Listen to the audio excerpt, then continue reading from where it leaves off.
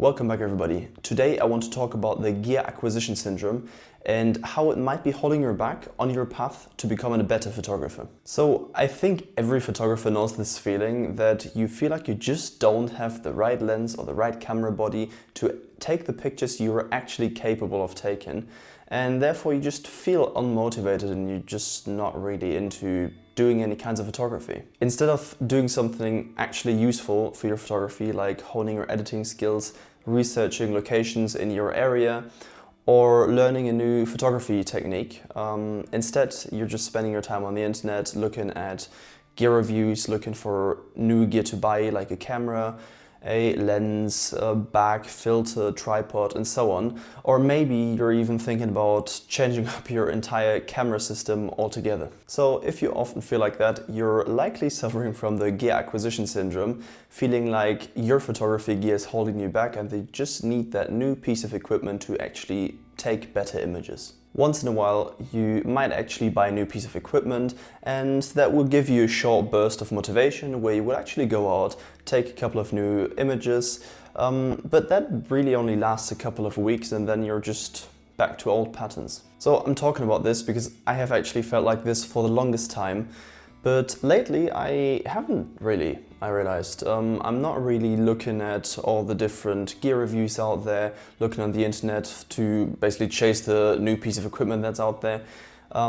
Lately I've been actually more interested in the actual act of photography itself, so I think I might have actually cured my gear acquisition syndrome. Getting to this point, I think, was quite a lengthy path, and it involves a couple of different factors. First and foremost, I actually now have quite a good setup, basically all the focal lengths I need for all kinds of photography that I do. So my kit for travel photography is actually quite simple. I just basically take the kit I'm filming on right now, my Fujifilm X-T4, as well as the 23mm f2 prime lens, and put that in my Peak Design Everyday Sling 3-liter bag, and just go with it. Once in a while I will throw in my standard zoom, which is the Fujifilm 16-80mm f4 lens, but more often than not, that just stays in the hotel room. And for landscape and woodland photography, I also have my setup. I obviously also take my X-T4, the standard zoom, and a Fujifilm 70-300 as my telephoto lens.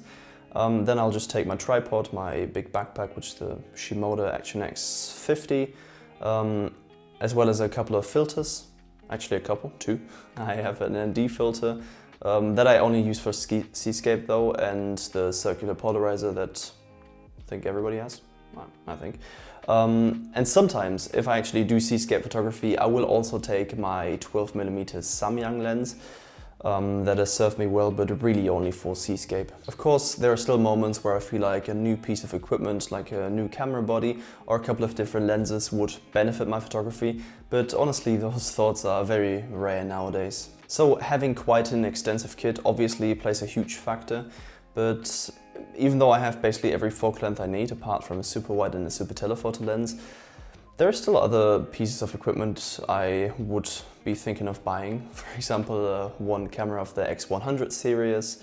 I think they're great, they're super compact, they look great, and I have oftentimes thought about getting one of those cameras, but every time I think about it, I just come back to the idea of I already have the X-T4 with a 23mm f2. Like, I don't really need another camera. It would be great to have it sometimes, but it wouldn't make me shoot better images, really. As said, the X100 series, they look great and they're super compact. You can just put them in a hoodie or jacket pocket and take it anywhere you want to. But I can also just put my camera in my sling bag and take it anywhere too. But one big factor, as I said, the looks of the camera. I think sometimes it's a bit underestimated because I bought into Fujifilm partly because I really like how their cameras look, and I think it actually makes me a better photographer, not because I have a toy that I just like the look of, but it makes me actually pick up my camera more often than not, which I, for example, didn't have when I used to shoot with my Nikon D5600, because I just didn't think it looked great. So another reason how I overcame the gear acquisition syndrome is that at some point I realized no matter the gear you're using, your photography doesn't change just because you have a lens that has way better quality or a camera body with a bigger sensor or a high megapixel count. Because after all, you will still shoot the same subjects, and that's really all there is. There are obviously differences. For example, if you want to shoot wildlife, you will need a telephoto lens. You can't really do that with a standard zoom or a prime lens. But I wouldn't really count that as gear acquisition syndrome, because you're buying gear.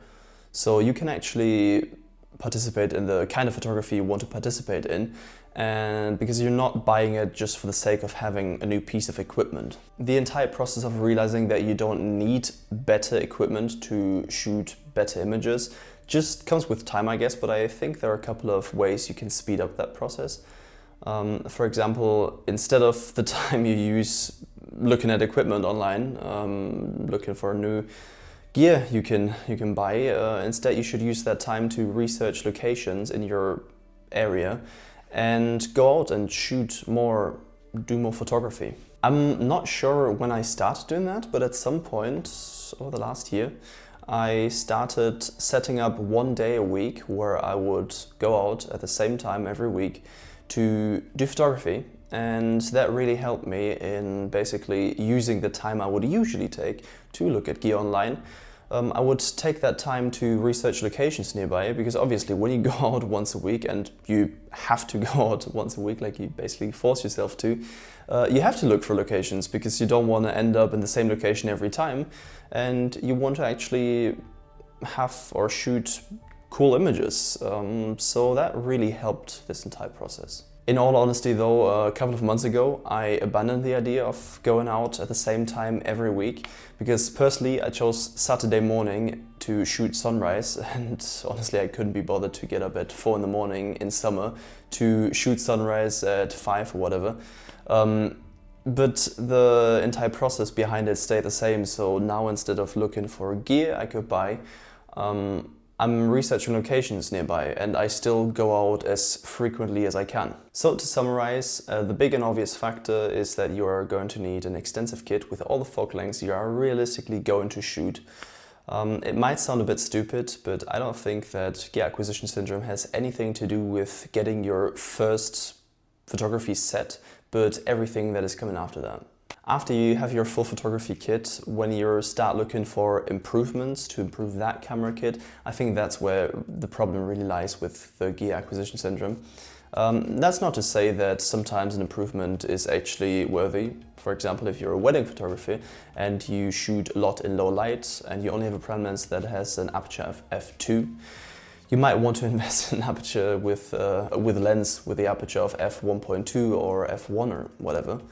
But yeah, yet again, I don't think that has anything to do with gear acquisition syndrome, but with something that you actually need.